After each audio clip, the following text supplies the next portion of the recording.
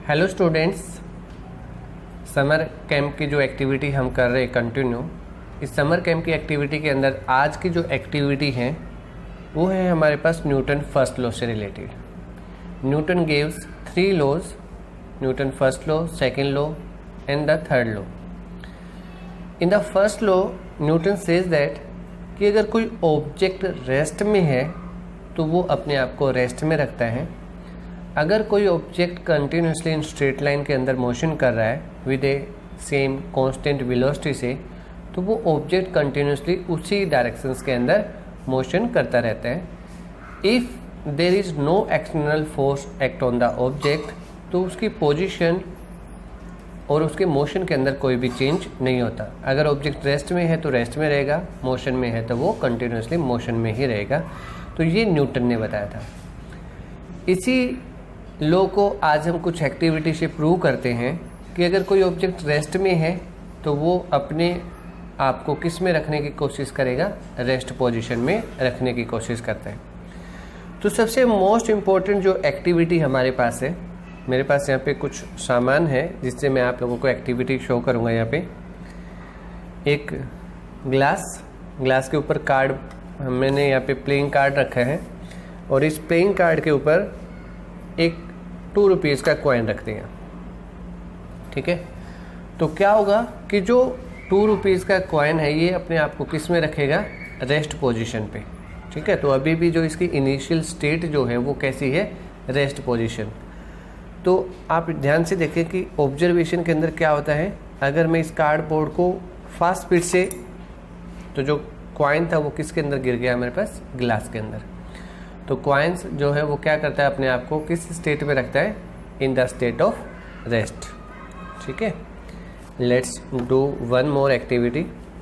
Carrom board तो आप लोग घर पे खेलते ही हो, तो कैरम बोर्ड से रिलेटेड मैं आप लोगों को दिखाता हूँ कि जैसे मेरे पास ये बहुत सारे कॉइन्स हैं, मैं यहाँ पे इनको कैरम कॉइन्स बोल सकता हूँ। ठीक है, और ये एक प्रकार से स्ट्राइकर हमारे पास है। तो यहाँ पे देखोगे तो ये जो कॉइन्स मैंने रखे हैं 1 2 3 4 कॉइन्स हैं। ठीक है, तो अब ध्यान से देखना कि जो एक कॉइन नीचे से निकल गया और बाकी जो 3 कॉइन थे वो किस में रह गए, अपनी उसी पोजीशन पे रेस्ट पे रह गए। वंस मोर, एक फिर निकल गया, 2 किस में रह गए, रेस्ट पोजीशन पे। लास्ट वन ट्राई करते, दोनों के दोनों किस में चले गए। तो ये यहाँ पे क्या था हमारे पास कि ऑब्जेक्ट जो है वो अपने आप को किस में रखता है, in the state of rest में। ठीक है, उसके ऊपर फोर्स लगा, नीचे वाला तो निकल गया लेकिन ऊपर वाला ऑब्जेक्ट क्या था, इन द स्टेट ऑफ रेस्ट। ठीक है, तो इसी एक्टिविटी को आगे की तरफ मूवमेंट करते, देखना ध्यान से हम किस प्रकार से करेंगे। पेपर के ऊपर मैंने ग्लास को रखा। ठीक है, अब मैं पेपर को खींचता हूँ, जो ग्लास है ये अपने आप को किस में रखेगा, इन the state of rest position. You see that कि जो हमने ग्लास पेपर को खींच लिया तो ऑब्जेक्ट किस में रहेगा, रेस्ट पोजीशन पे। सी अगेन, तो ये था फर्स्ट लॉ, जो ऑब्जेक्ट किस में रखते हैं अपने आप को, in the state of rest. There will be no motion in the glass.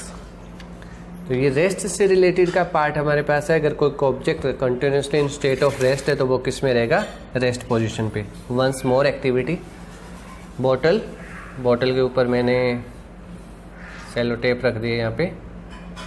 तो इससे रिलेटेड एक्टिविटी अभी करके देखते हैं किस प्रकार से होगी हमारे पास। और इसके ऊपर हमने रख दिया एक नेल को।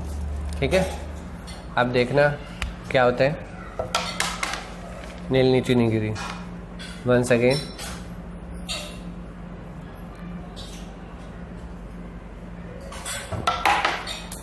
In the state of rest, object जो है वो उसी पोजीशन पे रहता है, अपने आप को किस में रखने की कोशिश करता है, in the state of rest में। ठीक है, तो ये किस डायरेक्शंस में आता है, डाउनवर्ड डायरेक्शन में।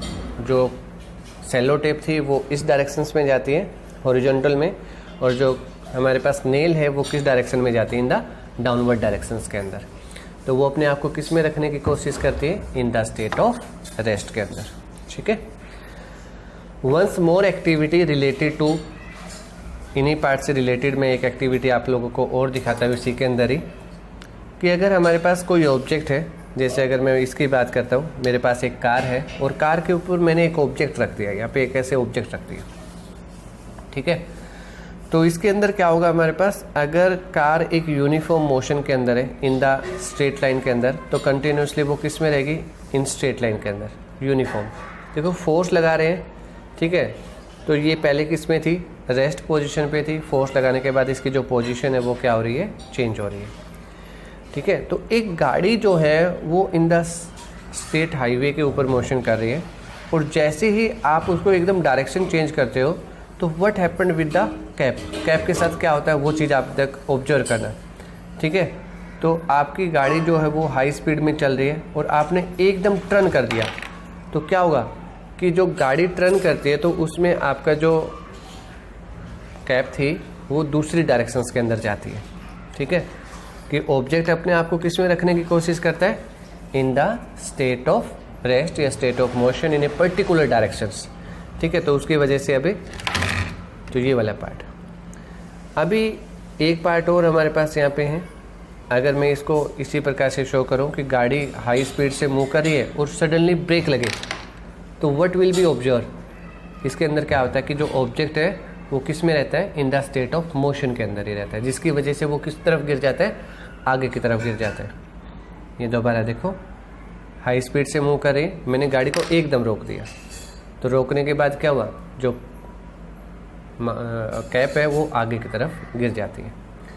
ऐसे ही ऑब्जर्वेशन देखना कि अगर मैं गाड़ी को सडनली पीछे की तरफ मूवमेंट करता हूँ, तो वो किस में रह गया, अपने आप को किस में रखेगा, इन द स्टेट ऑफ रेस्ट में, ठीक है। अगर सडनली मोशन में आते हैं तो गाड़ी इस तरफ गई, ये दूसरी डायरेक्शंस के अंदर मूव करता है।